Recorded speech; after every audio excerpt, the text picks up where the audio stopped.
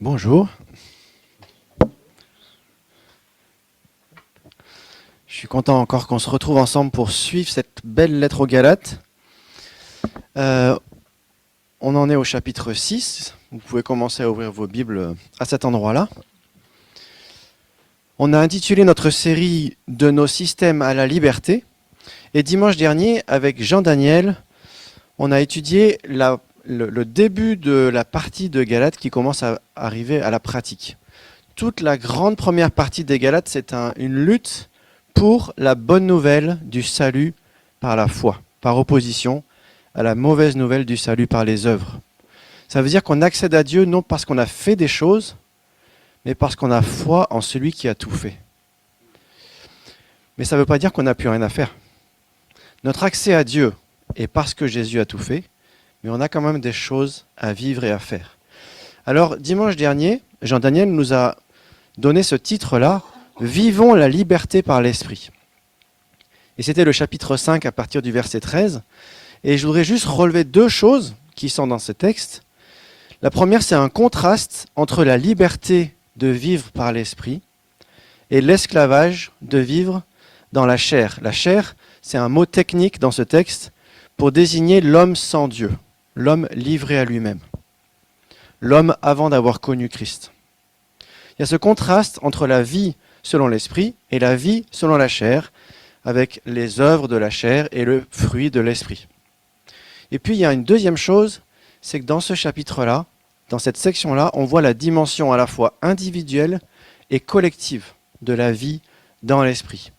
Le paragraphe commençait et finissait par une mention de la vie les uns avec les autres, et aussi une bonne partie du fruit de l'Esprit trouve son sens dans la relation les uns avec les autres, comme par exemple la douceur, la bienveillance, la maîtrise de soi. Et si je reviens là-dessus, c'est parce que la suite qu'on va voir maintenant, en fait, elle va aller plus loin dans la pratique. Donc on va lire ensemble Galates 6, versets 1 à 10, et on va s'approcher de plus en plus de la pratique.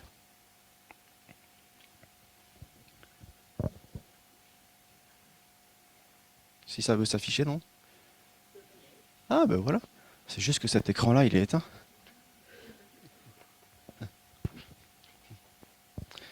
Frères, si quelqu'un s'est laissé surprendre par quelque faute, vous qui vous laissez conduire par l'esprit, ramenez-le dans le droit chemin avec un esprit de douceur.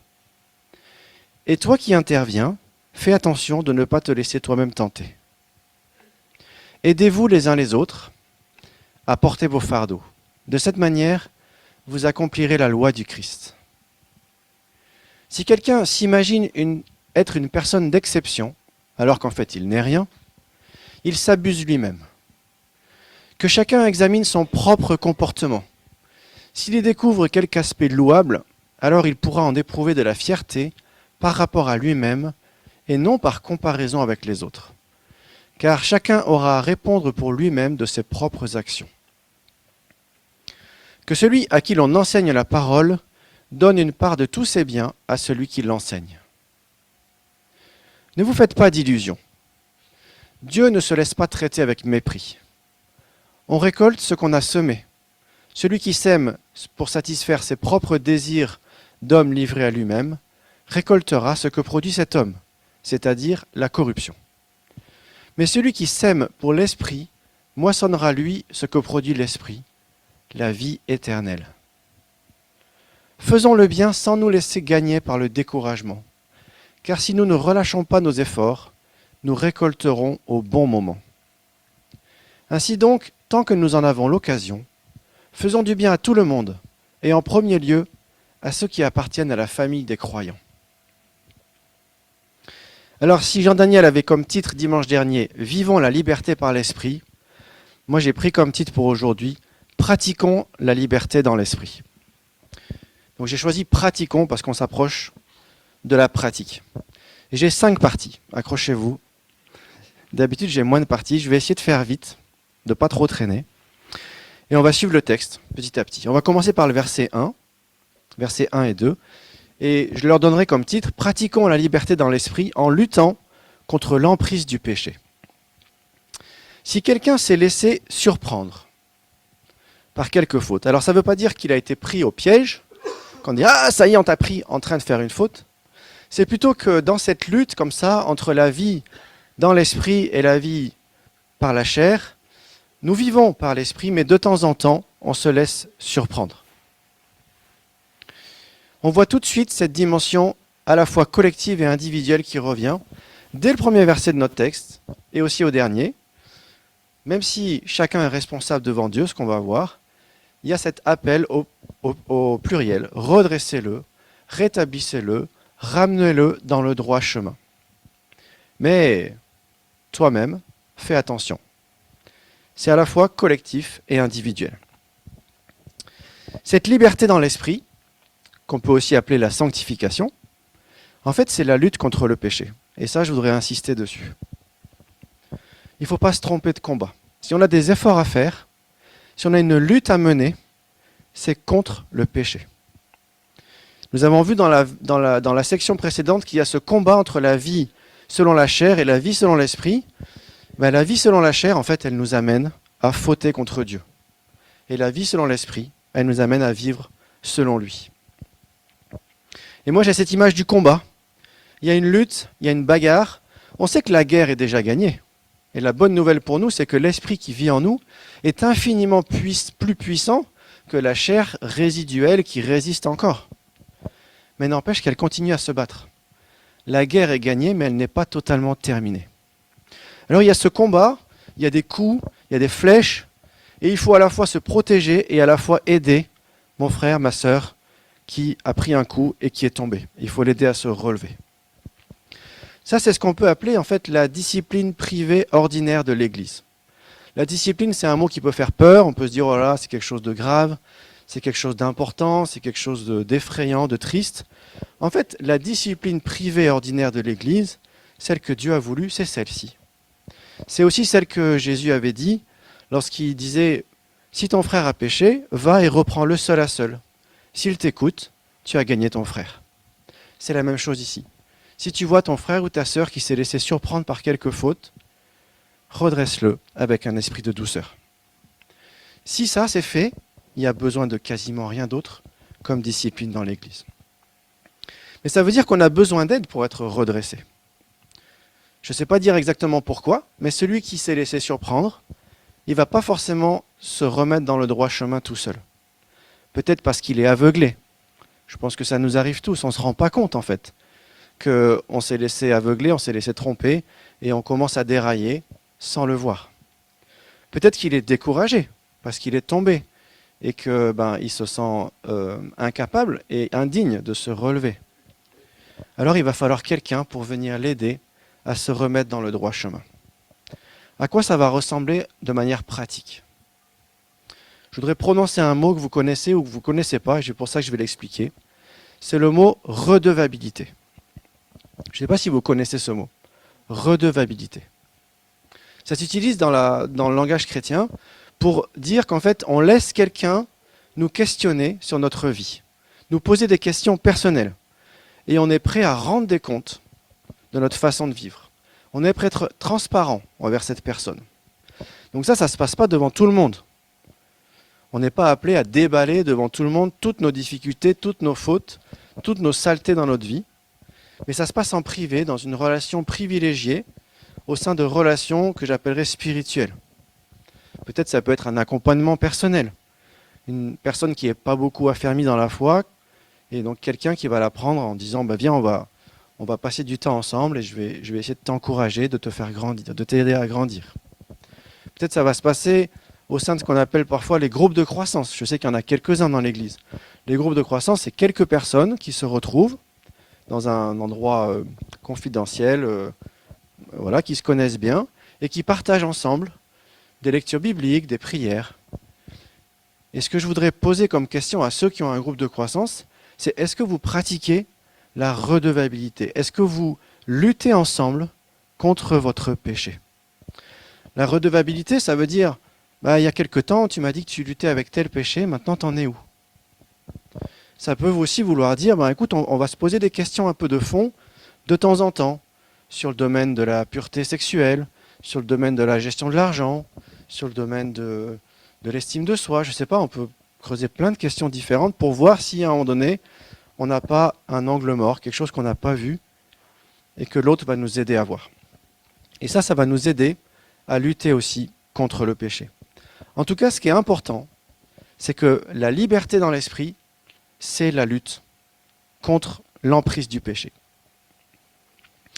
Au verset 2, « Aidez-vous les uns les autres à porter vos fardeaux ». Alors on pourrait comprendre les fardeaux comme des épreuves en général. Et moi, il me semble que le véritable fardeau dans notre vie, c'est le péché. Et c'est aussi parfois la foi qui défaille. Quand on a des difficultés, à un moment donné, on perd confiance en Dieu parce qu'on n'y voit plus très clair. Et on a besoin de quelqu'un pour nous aider, pour venir porter avec nous et lutter avec nous et nous aider à y voir plus clair. Je ne veux pas passer trop de temps là-dessus, mais je voudrais souligner une chose qui est dans le commentaire de Mike Evans sur Galates. Voilà ce que dit Mike Evans au sujet de l'authenticité. S'obstiner à porter les fardeaux tout seul relève de l'orgueil et caractérise quelqu'un qui a de la peine à admettre l'échec, car cela équivaut à un aveu de faiblesse. Ou pour le dire autrement, avouer nos faiblesses et nos difficultés, c'est une bonne chose. Nous sommes appelés à être authentiques. Pas forcément à déballer devant tout le monde quand ça va mal, mais on est appelé à dire quand ça va mal et à ne pas le cacher. Être chrétien, ça ne veut pas dire « je vais bien, tout va bien ». Ce que ça veut dire, c'est « je suis en lutte contre le péché ». Et à des moments, ça se passe bien, et à des moments, ça se passe moins bien. C'est ça la réalité. Au sujet aussi de nos relations spirituelles, je me suis aussi posé une question sur ce qu'on appelle les relations fraternelles. Je ne sais pas ce que c'est pour vous les relations fraternelles. Il ne faudrait pas que les relations fraternelles, ce soit uniquement de l'amitié. Un moment agréable où on s'aime, où on se soutient, où on est affectueux les uns avec les autres. Mais la fraternité, ce n'est pas seulement ça. Oui, c'est ça, mais c'est aussi le spirituel. C'est partager nos luttes, nos fardeaux, nos péchés, notre marche avec le Seigneur. C'est ça aussi, les relations fraternelles. Je voudrais vous proposer de continuer au verset 3 à 5. C'est ma deuxième partie. Pratiquons la liberté dans l'esprit en renonçant à la dictature de la comparaison. Si quelqu'un s'imagine être une personne d'exception, alors qu'en fait il n'est rien, il s'abuse lui-même. Que chacun examine son propre comportement. S'il y découvre quelque aspect louable, alors il pourra en éprouver de la fierté par rapport à lui-même, et non par comparaison avec les autres. Car chacun aura à répondre pour lui-même de ses propres actions. Je me suis demandé si le verset 4 n'était pas ironique. Si quelqu'un découvre quelque aspect louable dans son comportement, il pourra en éprouver de la fierté par rapport à lui-même. Est-ce qu'on peut faire quelque chose de bon sans Christ dans notre vie? Est-ce qu'on peut être fier en nous-mêmes de quelque chose sans Christ? Christ a dit, sans moi, vous ne pouvez rien faire. S'il y a une fierté qu'on devrait avoir, c'est en Christ qui a permis que quelque chose de bon soit produit en nous. Je ne sais pas, peut-être que c'est ironique, peut-être pas.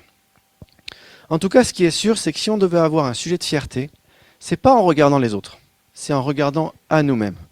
Donc il n'y a pas de place pour la comparaison.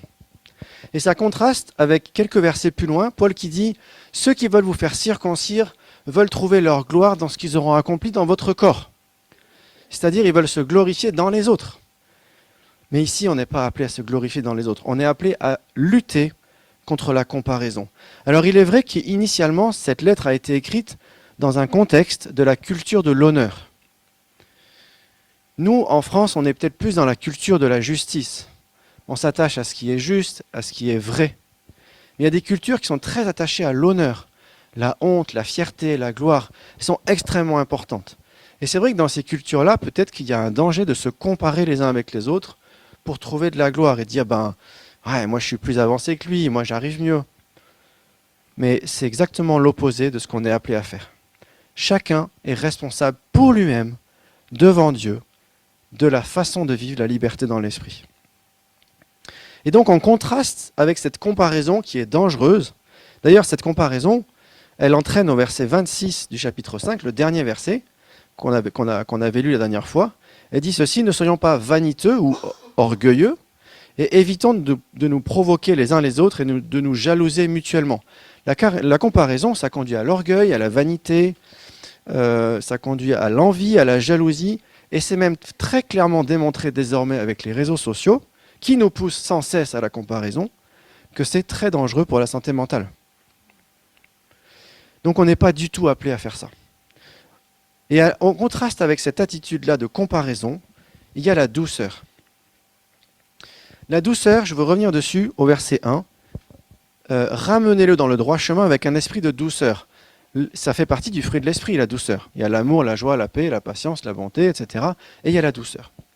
Mais ce que j'ai découvert là aussi dans le commentaire de Mike Evans, c'est qu'en fait le mot grec traduit par douceur est plus large que la douceur. Aujourd'hui, la douceur, ça peut être la tendresse, ça peut être la délicatesse, ça peut être la discrétion.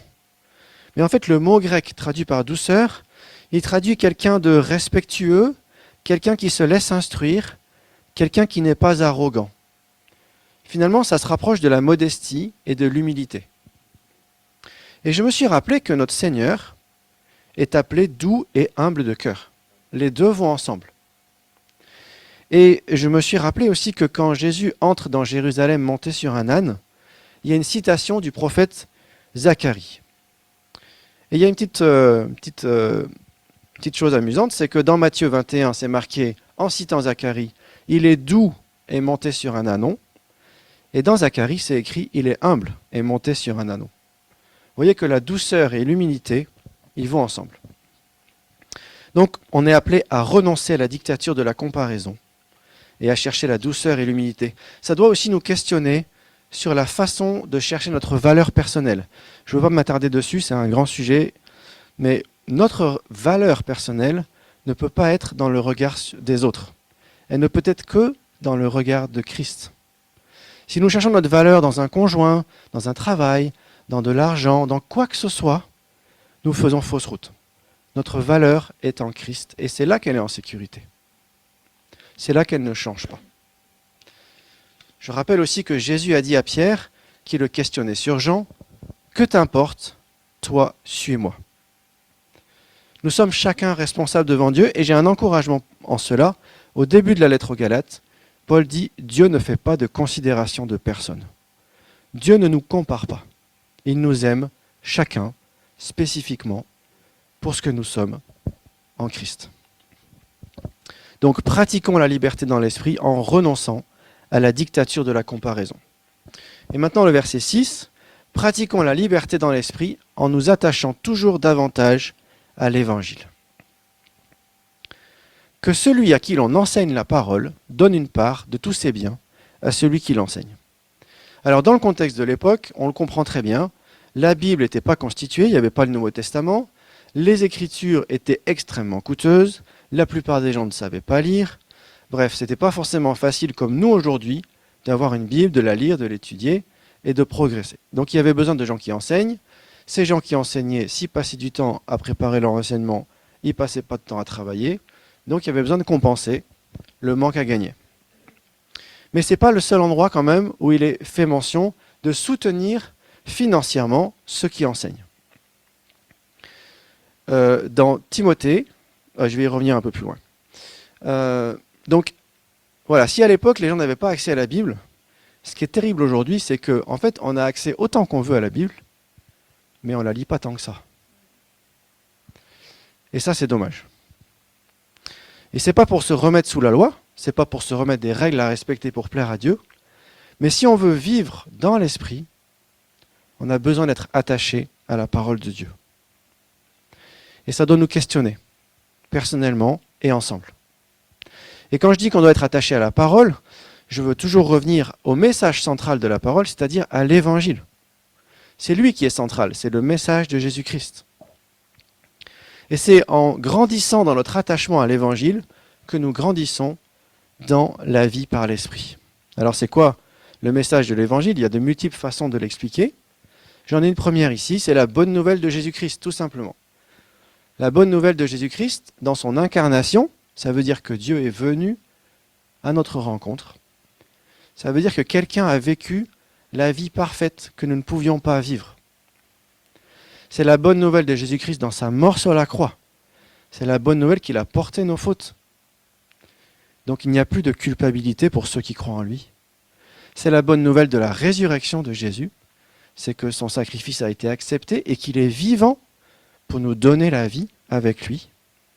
C'est la bonne nouvelle de son ascension. Il règne au ciel et il a donné son esprit. Et c'est la bonne nouvelle de son prochain retour. Déjà, avec ça, on peut expliquer des choses sur la bonne nouvelle de l'Évangile. Et je voudrais interpeller une personne peut-être encore ce matin qui n'aurait pas accepté Jésus comme son sauveur. Il n'y a pas d'autre moyen d'être sauvé, d'être ramené à Dieu qu'en Jésus. Et sans lui, c'est la mort éternelle. Et je vais y revenir dans un instant. La liberté dans l'esprit, c'est-à-dire la sanctification, il s'agit de progresser dans l'Évangile toute notre vie. Et ça, c'est un processus de toute notre vie. Parce que le message de l'Évangile, certes, il est très simple. On est nombreux à connaître Jean 3, verset 16, je pense. On va le réciter ensemble dans un instant. Mais en fait, ces implications sont tellement vastes et tellement profondes qu'il faut bien toute une vie pour continuer à grandir dans l'émerveillement de cet Évangile et dans la mise en pratique. Et jusqu'à présent, on a vu la lutte contre le péché, on a parlé des épreuves et on a parlé de la valeur personnelle.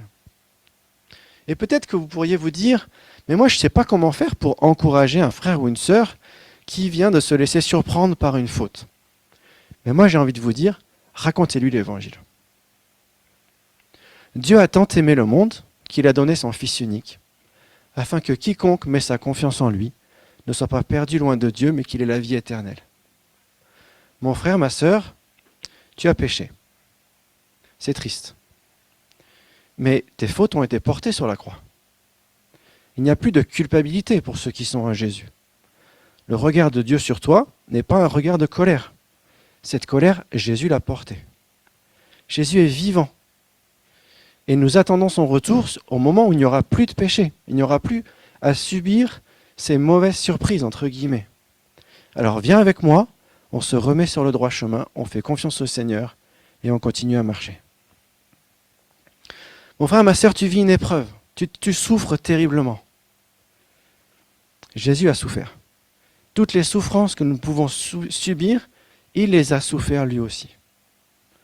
Et il est mort sur la croix pour que nous n'ayons plus à souffrir. Lorsqu'il reviendra, nous serons délivrés définitivement de toute souffrance. Il est vivant pour nous porter aujourd'hui. Tu te sens écrasé, mais sa grâce est immense. Elle est plus grande que ta faiblesse. Et aujourd'hui encore, son esprit peut te fortifier pour vivre cette journée dans sa dépendance. Alors viens avec moi, on se remet dans le droit chemin de la confiance en Jésus. Mon frère, ma sœur, tu ne sais pas où est ta valeur. Tu cherches ta valeur partout et tu ne sais pas où la trouver. Dieu a tant aimé le monde qu'il a donné son Fils. Il t'aime comme il aime son Fils. Elle est là ta valeur. Lorsque tu es en Jésus et que Dieu te regarde, il voit son Fils bien-aimé. Et il ne cessera jamais de te regarder ainsi. Ça, c'était juste pour vous donner une idée simple. C'est que pour s'encourager, pour se relever les uns les autres, simplement racontons-nous l'Évangile. Je pense qu'on peut tous le faire. Donc pratiquons la liberté dans l'esprit en nous attachant toujours davantage à l'Évangile. Et puis, versets 7 et 8, pratiquons la liberté dans l'esprit comme un engagement et une responsabilité personnelle. Et là, le ton est assez solennel. Ne vous faites pas d'illusions, Dieu ne se laisse pas traiter avec mépris. Dans d'autres Bibles, il est écrit « On ne se moque pas de Dieu ». On récolte ce qu'on a semé. Celui qui sème pour satisfaire ses propres désirs d'homme livré à lui-même, ou pour dire autrement sa chair, récoltera ce que produit cet homme, c'est-à-dire la corruption. La corruption, c'est ce que devient un corps mis en terre au cimetière. C'est la corruption, c'est la pourriture. Mais celui qui sème pour l'esprit moissonnera, lui, ce que produit l'esprit, la vie éternelle. Encore une fois, nous sommes appelés à faire un choix. Pourquoi est-ce que Paul, ici, revient à ce sujet de faire le choix? Je pense que c'est parce qu'en fait, dans toutes les églises, on sait très bien qu'il y a des chrétiens, mais il y a aussi quelques non-chrétiens. Il y a des enfants, par exemple, qui viennent là avec leurs parents. Il y a des gens qui viennent là parce qu'on les a bien accueillis et qui pensent que c'est bien de venir dans la présence de Dieu, mais ils ne sont pas encore chrétiens. Il y a même des gens qui pensent être chrétiens, et puis un jour, ils se rendent compte qu'ils ne l'étaient pas. Ça, c'est arrivé aussi dans notre église. Et donc pour cette raison, régulièrement dans les textes qui s'adressent à des chrétiens, en fait il y a des avertissements qui ciblent les non-chrétiens. Et c'est ce que je voudrais faire maintenant. On récolte ce qu'on sème, on ne peut pas se moquer de Dieu. Vous pouvez tromper tous les gens de cette salle en faisant croire que vous êtes chrétien, mais Dieu le sait. Alors si vous savez que vous n'êtes pas en Christ, c'est le moment de venir à lui et de l'accepter comme votre sauveur. C'est le moment d'échapper à la mort éternelle, à la corruption et à l'enfer. C'est le moment d'avoir la vie éternelle. Je voudrais aussi faire le lien entre ce verset et le précédent. Que celui à qui l'on enseigne la parole donne une part de tous ses biens à celui qui l'enseigne, c'est l'attachement à la parole de Dieu. Celui qui sème récolte ce qu'il a semé. Ça veut dire qu'en fait aussi la lutte pour vivre dans l'esprit, c'est une lutte dans nos pensées. Il s'agit d'avoir des pensées attachées et ancrées dans l'évangile. Parfois on croit que la vie dans l'esprit, c'est une vie d'extase émotionnelle, des prières, des belles prières, des beaux chants. C'est très bien les belles prières et les beaux chants. Mais ici, la vie dans l'esprit, ça se passe dans nos pensées, dans notre cœur. Mais dans notre cœur, dans la Bible, le cœur dans la Bible, ce n'est pas les émotions. Le cœur dans la Bible, c'est le centre de commandement, c'est le centre de décision, c'est les pensées. Donc la liberté dans l'esprit, ce sont nos pensées. Je vais aussi insister sur un autre sujet, c'est la partie du soutien financier. C'est un sujet très concret. C'est là aussi en rapport avec cet enchaînement des versets 6 et 7. Que celui à qui l'on enseigne la parole donne une part de tous ses biens à celui qui l'enseigne, et on récolte ce que l'on sème. Alors, comme je disais tout à l'heure, ce n'est pas le seul endroit dans le Nouveau Testament où nous sommes encouragés à soutenir financièrement ceux qui enseignent. Dans 1 Timothée, il est dit que ceux qui prennent de la peine à l'enseignement méritent une double rémunération ou un double honneur. Et puis dans 2 Corinthiens 9, je vous lis le verset, parce que vous voyez, ça fait le lien, comme on lit aujourd'hui. Rappelez-vous, semence parcimonieuse, c'est-à-dire petite semence, maigre récolte. Semence parcimonieuse, maigre récolte. Semence généreuse, moisson abondante. Que chacun donne ce qu'il aura décidé en son cœur, sans regret ni contrainte, car Dieu aime celui qui donne avec joie. Il a aussi le pouvoir de vous combler de toutes sortes de bienfaits. Ainsi, vous aurez en tout temps et en toute chose tout ce dont vous avez besoin, et il vous restera encore du superflu pour toutes sortes d'œuvres bonnes. Donc, comme dans notre texte, il y a un lien entre la générosité financière et cette notion de semer et de récolter. Il y a un lien en fait entre les biens spirituels et les biens matériels. Il est dit quelque part, si vous recevez des biens spirituels, donnez en échange des biens matériels. Ici, on nous dit l'inverse, semez entre guillemets de vos biens matériels pour récolter des biens spirituels, où Jésus disait, amassez-vous des trésors dans le ciel. Nous sommes appelés en fait à travers l'argent que Dieu nous donne à disposition, à l'utiliser d'une manière spirituelle. Et je crois qu'il y a deux principes. Le premier principe, c'est un principe de nécessité, de responsabilité, c'est la semence généreuse. Nous ne sommes pas appelés à donner juste un tout petit peu parce qu'on donne. Plus on donnera, plus on recevra spirituellement. Ça, c'est le principe biblique qui est donné là. Mais Dieu aime celui qui donne avec joie. C'est chacun qui voit ça avec Dieu. Mais on est appelé à donner une part quand même non négligeable des biens que Dieu met à notre disposition. Alors il y a le débat sur la dîme, est-ce qu'on doit donner 10%, moins, plus? Je ne vais pas entrer là-dedans, mais on est appelé, on est responsable chacun de donner une part non négligeable. Et puis il y a le deuxième principe, c'est le principe du superflu, et là on est tous très différents. Il y a des gens qui sont dans l'abondance et d'autres qui sont dans la disette. Le superflu, c'est quand on a plus que le strict nécessaire. Et le strict nécessaire, d'après ce que je comprends du Nouveau Testament, c'est manger, s'habiller et s'abriter. Si on a plus que ça, on a plus que le strict nécessaire, donc on a de quoi donner pour faire du bien aux autres. Donc là, c'est à chacun de voir, là aussi, devant Dieu, là où il en est. En tout cas, je voudrais vous rappeler une chose qui a été dite il y a quelques semaines par rapport à notre église. Et là, c'est très concret, c'est notre église locale, ici et maintenant. Quand on a travaillé sur le budget prévisionnel 2026, ça a été compliqué. Parce qu'en fait, les finances de l'église étaient moins bonnes en 2025 qu'en 2024. Et quand il a fallu travailler un budget prévisionnel qui soit équilibré, c'est-à-dire qui soit pas négatif, avec plus de dépenses que de rentrées, ça a été compliqué. Et il a fallu compter sur une augmentation des dons, ce qui n'avait pas été le cas en 2025. Une augmentation de 7%. C'est-à-dire, soit les gens qui donnent 7% de plus, soit il y a des gens qui ne donnaient pas et qui se mettent à donner, et ça fait 7% de plus. Et ça, c'était l'occasion de le rappeler, et c'est à chacun de voir, devant Dieu, où il en est. Mais, encore une fois, on récolte ce qu'on sème. On récolte ce qu'on sème, ça nous parle aussi de nos priorités. Et là, je passe très vite. Chacun peut s'examiner devant Dieu. Qu'est-ce que je sème devant Dieu en termes de gestion de mes priorités, sur le temps, sur l'argent, sur l'énergie, sur les relations, comment je prends mes décisions, etc., etc. J'arrive à la dernière partie. Pratiquons la liberté dans l'esprit en persévérant en vue de la liberté éternelle. Ça, c'est versets 9 et 10. Faisons le bien sans nous laisser gagner par le découragement. Car si nous ne relâchons pas nos efforts, nous récolterons au bon moment. Alors, au bon moment, c'est aussi traduit parfois par au moment voulu, et je pense bien que ça veut dire c'est le moment voulu par Dieu. C'est-à-dire, en fait, c'est la fin des temps. C'est le jugement final. Ainsi donc, tant que nous en avons l'occasion, ou pour être plus précis, tant que c'est encore le moment, faisons du bien à tout le monde et en premier lieu à ceux qui appartiennent à la famille des croyants. Et là encore, on revient à la responsabilité collective.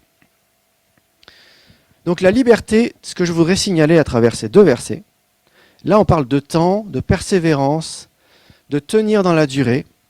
C'est qu'en fait, la liberté dans l'esprit, la sanctification, c'est un processus. Ce n'est pas un événement, ce n'est pas quelque chose qui se passe à un moment, c'est quelque chose qui s'étale dans le temps et en fait qui s'étale pendant toute notre vie. Et toutes les images qu'on a vues jusqu'à présent, elles sous-entendent cela. Une guerre ne se gagne pas en 3 jours, même si certains ont voulu le croire, c'est pas comme ça que ça marche. Progresser dans l'évangile, ça ne se fait pas en une journée non plus.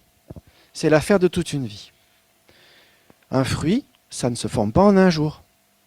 Et le fruit de l'esprit, ça sous-entend ça aussi. Ça prend du temps à se former. Toutes les images liées à la vie dans l'esprit, elles sous-entendent une notion de temps et de durée. Et donc nous sommes appelés à persévérer et à patienter jusqu'à la fin de notre vie, ou jusqu'à ce que Christ revienne. Et c'est là que nous aurons la récolte. C'est là que nous aurons la moisson. C'est une nouvelle image, en fait, du ciel ou de l'éternité avec Dieu. Ce sera un temps de fête et de moisson. Et c'est une moisson ensemble, mais il y a aussi une moisson chacun pour soi, parce que c'est marqué, nous récolterons au bon moment, mais en fait, on pourrait dire, nous aurons notre propre récolte. Chacun récoltera ce qu'il a semé, encore une fois. Alors peut-être que pour certains, ça peut être utile, par exemple, de faire des bilans réguliers personnels. Puisque chaque jour, on progresse un tout petit peu, des fois on ne s'en rend pas très bien compte. Donc peut-être des fois, s'arrêter, faire un bilan. Comment est ma vie maintenant par rapport à il y a quelques années? Ça peut nous encourager, de dire, ah oui, maintenant, en prenant le temps de regarder, oui, je vois qu'il y a du progrès, que l'esprit a agi dans ma vie. Ça peut vous parler ou ça peut ne pas vous parler. En tout cas, nous sommes surtout appelés à avoir le regard tourné vers l'avenir. Le regard tourné en fait vers l'éternité. Parce que c'est là que nous devons regarder. Aujourd'hui, c'est le moment d'agir, mais nous regardons vers le moment éternel, où nous serons dans la liberté, où toutes les notions de péché, de souffrance seront disparues, et nous serons pleinement dans la présence de l'Esprit de Dieu, dans une pleine liberté. Et là encore, je veux interpeller, aujourd'hui c'est le moment. Si vous n'avez pas fait ça, c'est le moment de prendre la décision. Parce qu'aujourd'hui c'est le moment, mais demain on ne sait pas. On ne sait pas ce que l'avenir nous réserve et on ne sait pas quand Jésus reviendra. Donc si vous n'avez pas choisi Jésus comme votre sauveur, c'est le moment aujourd'hui. Et j'arrive à la conclusion. Je voudrais d'abord essayer de redire ce que Paul a voulu transmettre à ses destinataires. Après avoir expliqué que nous sommes appelés à vivre par l'Esprit, Paul veut que les Galates vivent concrètement la liberté dans l'Esprit. Et ils veulent qu'ils vivent cette liberté dans l'Esprit comme une responsabilité à la fois individuelle et collective, à long terme, enracinée dans l'Évangile. Alors on a vu à travers les versets que nous sommes appelés à pratiquer la liberté dans l'esprit en luttant contre l'emprise du péché, en renonçant à la dictature de la comparaison, en nous attachant toujours davantage à l'Évangile, comme un engagement et une responsabilité personnelle, et en persévérant en vue de la liberté éternelle. Et je voudrais terminer en rappelant 3 choses. La liberté dans l'esprit, c'est la lutte contre le péché, c'est la progression dans l'Évangile, donc aussi dans nos pensées, et puis c'est un processus, ça s'étale dans le temps. Alors ça fait beaucoup de choses, c'est un texte qui est très dense, très riche, et ce que je vous propose, c'est juste de prendre un petit moment de silence, et que chacun prenne un temps à l'écoute de l'esprit, pour que l'esprit lui montre en fait 1 ou 2 choses à mettre en pratique dans sa vie.